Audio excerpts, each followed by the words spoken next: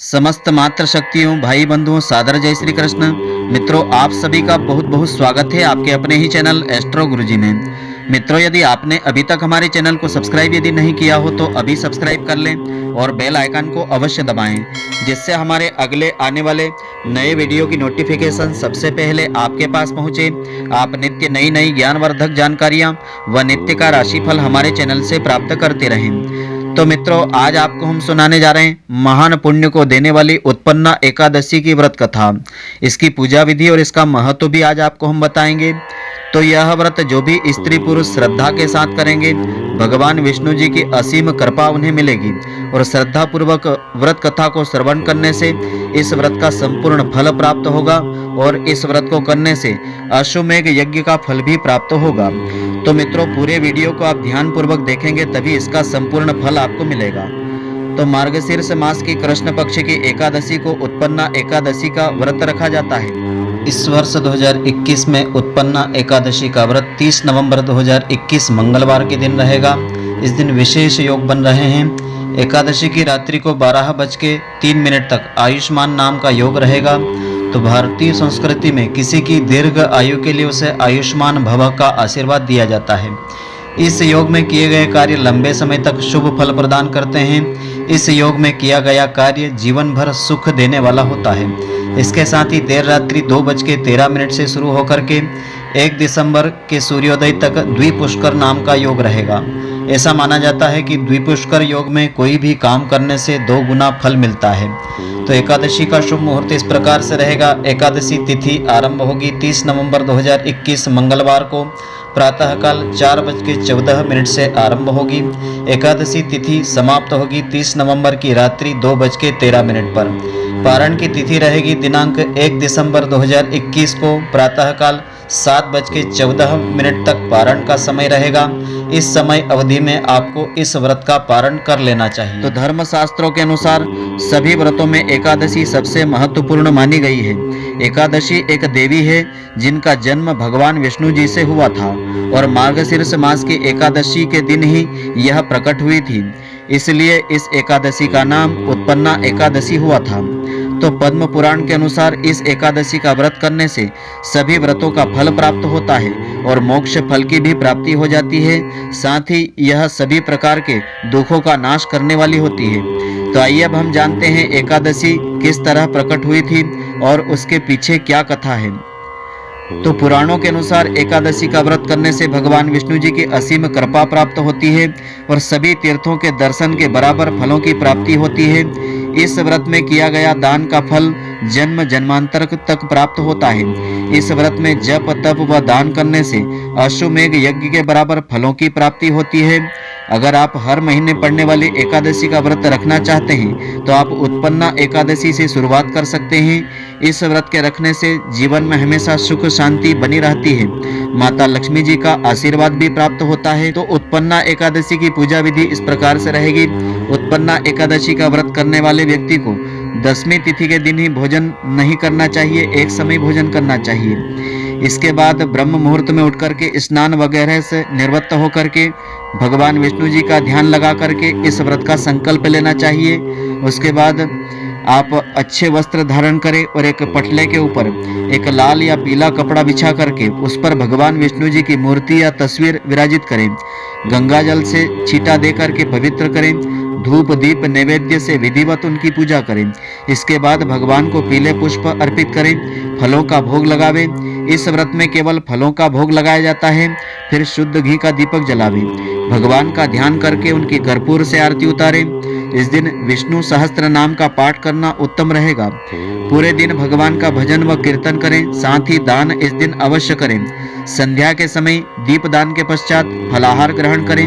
अगले दिन प्रातःकाल यानी द्वादशी तिथि पर भगवान श्री कृष्ण की पूजा करें। जरूरतमंदों को भोजन करावें और दान देकर के उनको विदा करें। इस प्रकार से इसकी पूजा विधि संपन्न हुई। तो इसकी पुण्यदायिनी व्रत कथा इस प्रकार से है। इस दिन यह व्रत कथा श्रद्धा पूर्वक एकाग्र मन से सुनने से इस व्रत का संपूर्ण फल प्राप्त होता है और जो मनोकामना होती है श्री हरि की कृपा से पूर्ण होती है। तो कथा इस प्रकार से है कि नैमिषारण्य तीर्थ में तपोभूमि में 88,000 ऋषि मुनियों के लिए एक सम्मेलन का आयोजन किया गया था, जिसमें एकादशी की उत्पत्ति एवं महात्म्य के तथ्य को जानने के लिए सभी ऋषि मुनियों ने सूत जी से निवेदन किया।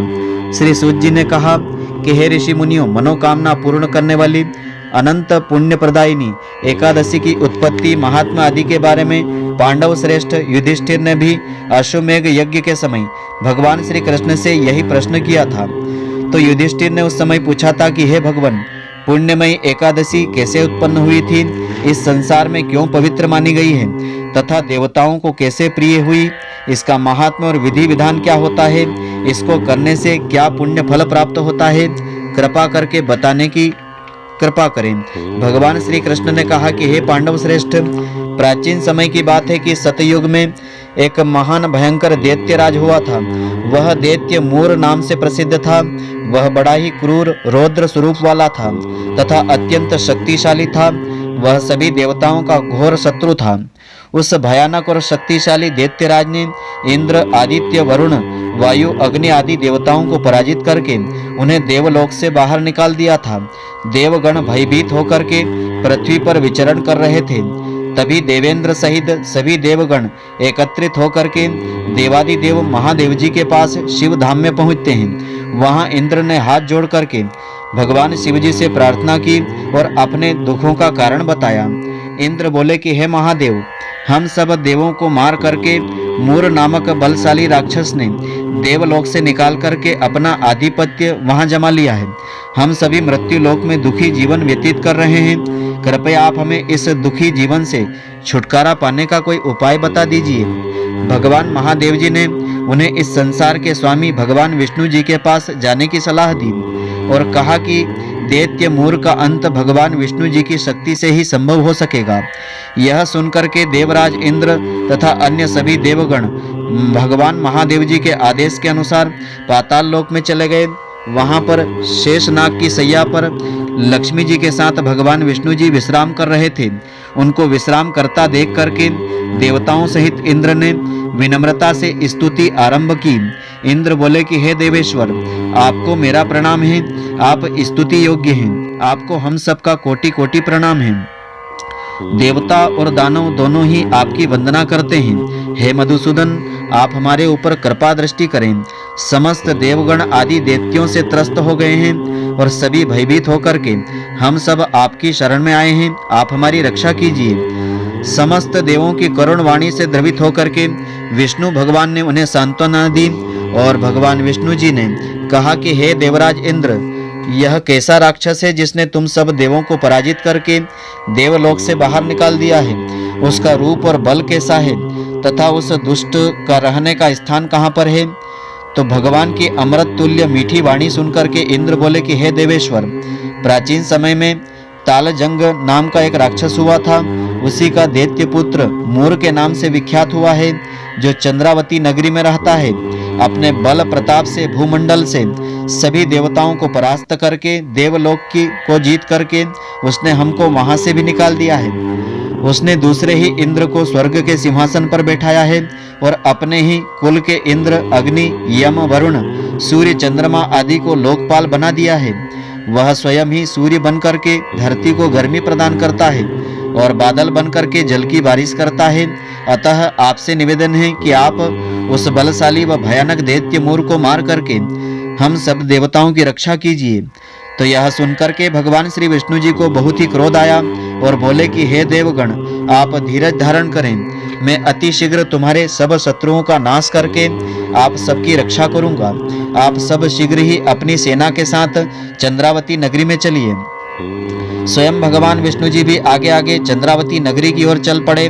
वहां दैत्यराज मूर अपने सैनिकों के साथ युद्ध भूमि में लड़ने के लिए गर्जना कर रहा था।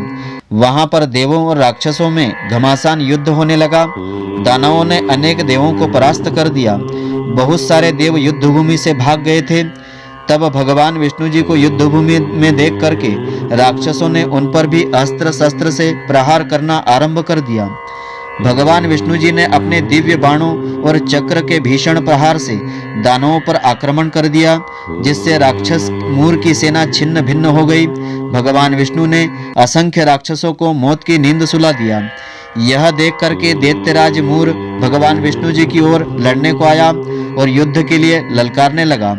यह सुनकर के भगवान विष्णु के नेत्र क्रोध से लाल हो गए। दैत्य मूर भगवान विष्णु पर प्रहार करने लगा। वह जितने भी बाण प्रहार भगवान पर फेंकता था, वे सब के सब तेज प्रताप के पुष्प में बदल करके गिर जाते थे।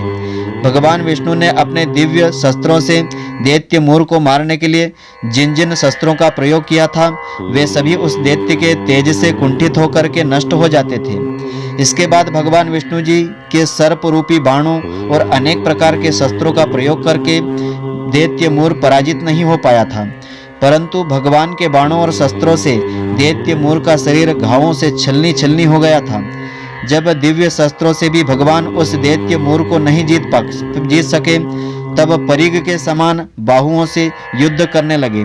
भगवान विष्णु उस दैत्य से युद्ध करते रहे, परंतु वे उस दैत्य को नहीं जीत पाए थे। अंत में भगवान विष्णु थक करके विश्राम करने की इच्छा से बद्रिकाश्रम की ओर चल दिए। वहां पर उन्होंने सिंहावली नामक गुफा में शयन करने की इच्छा से प्रवेश किया। वह गुफा बहुत ही लंबी थी, जिसमें एक ही प्रवेश द्वार था। भगवान विष्णु उस गुफा में विश्राम करने लगे। वह घायल दैत्य मूर भगवान विष्णु जी का पीछा करता हुआ बद्रिक आश्रम में जा पहुंचा। उसने भी उसी गुफा में प्रवेश किया। भगवान विष्णु को वहां विश्राम करता देख करके उस दुर्बुद्धि ने विचार किया कि अगर मैंने इस समय अपने चीर शत्रु को मार डाला तो सदैव ही निर्भय होकर के त्रिलोक में राज्य करूंगा। उसके इस प्रकार का विचार के क्षणों में सुप्त अवस्था में भगवान के शरीर के तेज से एक अत्यंत सुंदर तेजस्वी शक्ति संपन्ना एक कन्या प्रकट हो गई, जो दिव्य अस्त्र शस्त्रों को धारण किए हुए थी। उसने दैत्यराज मूर को युद्ध करने के लिए ललकारा। दैत्यराज उस सुंदरी एवं बलशाली कन्या को देख करके आश्चर्यचकित होकर के उससे युद्ध करने लगा। उस शक्ति संपन्ना एवं पराक्रमी देवी कन्या ने क्रोधित होकर के दैत्य मूर के रथ को नष्ट कर दिया, अस्त्र शस्त्र तोड़ डाले और उसको निरस्त्र बना दिया। उस देवी कन्या ने उसे धक्का दे करके पृथ्वी पर पटक दिया। उसके बाद वक्षः पर पैर रख करके तलवार को से वार करके उसका सिर काट दिया। दैत्य मूर सिर कटते ही पृथ्वी पर गिर पड़ा और मृत्यु को प्राप्त हो गया। तो सब सेनापति दैत्य मूर को मरा जान करके सब दानव पाताल लोक को भाग गए। जब भगवान विष्णु जी की निंद्रा टूटी तो वे दैत्यराज मूर के कटे हुए सिर को देख करके आश्चर्यचकित हो गए और विचार करने लगे, इस दैत्य का वध किसने कर दिया है। उसी क्षण उन्होंने उस कन्या को भी वहां देखा। वह कन्या भगवान विष्णु जी के सम्मुख हाथ जोड़ करके खड़ी हुई थी। भगवान उस कन्या से पूछने लगे कि हे देवी, इस दैत्य को किसने मारा है और तुम कौन हो। तब कन्या कहने लगी कि हे देवेश्वर, मैं आपकी देह से ही उत्पन्न हुई हूँ। मैंने ही इस दैत्यराज को मार डाला है, क्योंकि यह युद्ध के नियमों का उल्लंघन करके आपके विश्राम के समय आपका वध करना चाहता था। यह सुनकर के भगवान विष्णु जी कहते हैं कि हे कल्याणी, तुमने इसे मार करके देवताओं का महान उपकार किया है और सभी देवों की रक्षा की है, अतः मैं तुमसे अति प्रसन्न हूँ। तुम अपनी इच्छा अनुसार मुझसे जो चाहो वर मांग लो, मैं तुम्हें वैसा ही वर प्रदान करूँगा जो देवताओं को भी दुर्लभ होगा। वह कन्या प्रसन्न होकर के बोली कि हे प्रभु, ऐसा वर दीजिए कि जो भी प्राणी मेरा व्रत उपवास करेंगे उसके सारे दुख दर्द दूर हो जाएंगे और उसके पिछले समस्त पाप भी नष्ट हो जाएंगे। मैं समस्त तीर्थों से श्रेष्ठ तथा अपने भक्तों को मनोवांछित वर देने वाली बनूं तथा मरणों उपरांत वह स्वर्ग लोक को प्राप्त कर सके। मुझ में श्रद्धा रखने वाले और व्रत उपवास करने वाले निश्चित रूप से धर्म धन धान्य से भरपूर सुखी तथा समृद्ध बने रहें और सांसारिक सुख को भोगते रहें। अंत समय में वे मुक्ति को प्राप्त करके परम धाम को प्राप्त कर लें। तो कन्या के वचन सुनकर के भगवान विष्णु जी बोले, तथास्तु, ऐसा ही होगा। मुझ में और तुम में श्रद्धा रखने वाले संसार में प्रसिद्धि व समृद्धि प्राप्त करेंगे, मरणोपरांत विष्णु धाम को चले जाएंगे। हे पुत्री, तुम एकादशी को उत्पन्न हुई हो, अतः अब तुम्हें एकादशी के नाम से ही तीनों लोकों में जाना जाएगा और तेरा उपवास का फल सब तीर्थों से अधिक होगा। यह सब कह करके भगवान विष्णु जी अंतर्ध्यान हो गए। कन्या उत्पन्ना एकादशी भी प्रभु के वचनों से बहुत ही संतुष्ट व प्रसन्न हो गई। भगवान कृष्ण ने आगे युधिष्ठिर से कहा कि हे युधिष्ठिर, सब व्रतों में एकादशी का व्रत का फल जो है सर्वश्रेष्ठ होता है। सब तीर्थों से अधिक फल एकादशी व्रत का फल और उपवास का होता है। एकादशी व्रत और उपवासधारी के सब शत्रु भाग जाते हैं। वह मोक्ष को प्राप्त करता है। उस पर आने वाले दुख विपत्तियों एवं बाधाओं को मैं स्वयं दूर और निर्मूल कर देता हूँ। हे युधिष्ठिर, मैंने तुम्हें एकादशी की उत्पत्ति, उसके व्रत और उपवास से मिलने वाले पुण्य लाभ के बारे में सविस्तार बतलाया है। द्वादशी से युक्त एकादशी सबसे उत्तम होती है। एकादशी का व्रत करने वाले स्त्री पुरुषों को प्रातःकाल स्नान करने के पश्चात सूर्य भगवान को अर्घ्य दे करके व्रत प्रारंभ करना चाहिए। उसके पश्चात भगवान श्री विष्णु जी का ध्यान करके पूजन अर्चन करना चाहिए। और इस विवरण में भगवान कृष्ण ने युधिष्ठिर को एकादशी का महत्व स्पष्ट करते हुए कहा कि विष्णु भक्तों के लिए एकादशी से बड़ा कोई व्रत नहीं है। इस व्रत को शास्त्र के अनुसार विधि पूर्वक करने से श्रद्धालुओं को समस्त वैभवों की और रिद्धि सिद्धि की प्राप्ति हो जाती है और सहज ही धन धान्य प्राप्त कर लेता है। एकादशी महात्मा का श्रवण, पठन और उच्चारण करने वाले भक्तों के समस्त सांसारिक कष्ट दूर होते हैं और वे सदैव ही अश्वमेघ यज्ञ के समान फल प्राप्त करते रहते हैं। वे इस मृत्यु लोक में अनेक प्रकार के सुखों को भोगते हुए अंत समय में मोक्ष निर्वाण पद प्राप्त कर लेते हैं। तो इस कथा का वर्णन भविष्योत्तर पुराण में मिलता है। इसमें फलाहार का विधान है। इसमें गुड़ और बादाम का सागार लिया जाता है। इसमें दूध, मेवा, फल आदि ले सकते हैं। तो मित्रों, आशा करता हूँ कि आपको हमारी यह ज्ञानवर्धक जानकारी पसंद आई होगी। यदि आपको पसंद आई हो तो आप हमारे वीडियो को अधिक से अधिक शेयर अवश्य करें, जिससे अधिक से अधिक भक्तजन इसका लाभ प्राप्त करते रहें और इसका पुण्य फल आपको भी मिलता रहे। और आप हमारे वीडियो को लाइक करना नहीं भूलें। धन्यवाद। जय श्री कृष्ण मित्रों, फिर मिलेंगे।